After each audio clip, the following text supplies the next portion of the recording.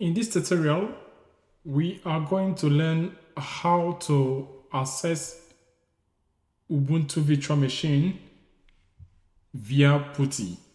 So, prerequisites in this course is that you must have created your Ubuntu Virtual Machine. If you have not, you can look at my other video on how to create Ubuntu Virtual Machine for beginners.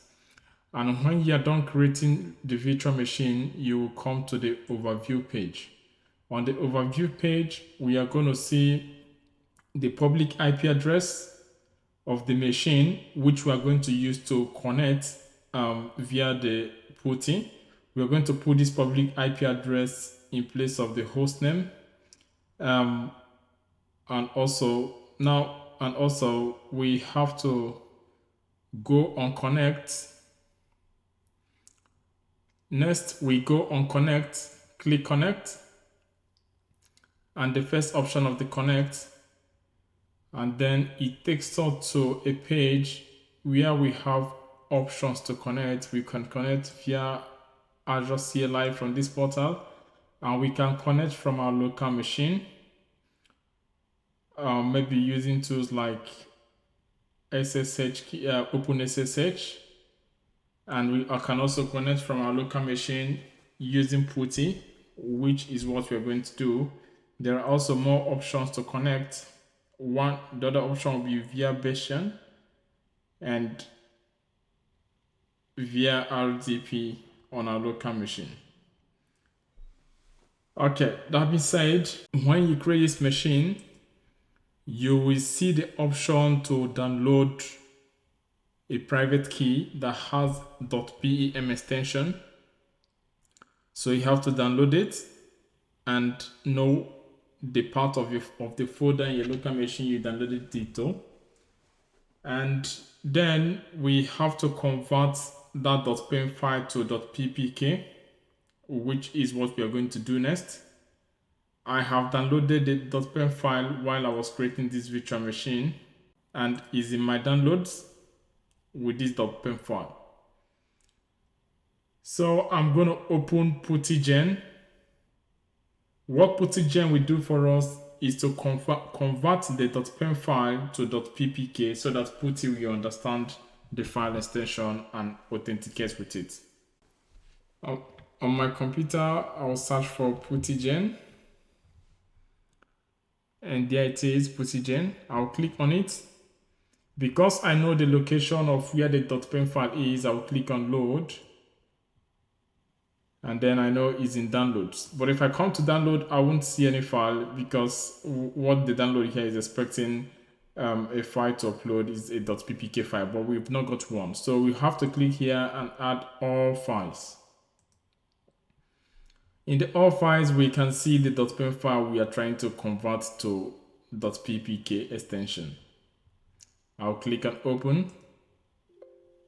And when this pops up, showing us that the key has been imported successfully, I will click OK to close it. And then next is to click on Save Private Key. I will click on Save Private Key and say yes. I will give the key a meaningful name. I will call it my key. And it's going to save in .ppk, so there will be no need adding the file extension myself. It's going to be added by the PuttyGen. I'll click on save. And then I am okay to close this. So what this is doing is now if I go to my download, I should see the .ppk file. Next is to now open the PUTTY. When I open PUTTY,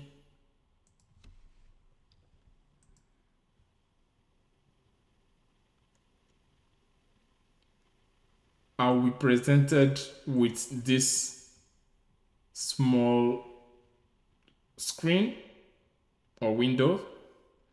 I'm going to input public IP address and I have to make sure that port 22 is the port we are connecting from and that it is also SSH is also selected. I'll head back to the portal and get the public IP address. On the portal, on the overview, of the resource. I will see the public IP address here. I'll copy it. And then I'll go back to PUTTY and paste it in the space of host name. And then for us to authenticate, we need to go to SSH and we need to click on auth so we can have option to browse and upload our .ppk file. I'll go there, and then this is my file, my key, which is the .ppk file we're going to use to authenticate. I'll click on open. And one thing to note is that sometimes in some of the computers, you will see when you select this auth like I did, you will not see the option to browse and upload. What you have to do is click on the plus sign to expand it. And then instead of selecting GSS API, you will see another option there called credentials. So click on credentials and then use the first option to upload, to browse, and then browse, locate the .ppk file and upload. And when you are done, you click on open. And now I clicked on open and got this page. It's asking me to log in, as this is going to be the username.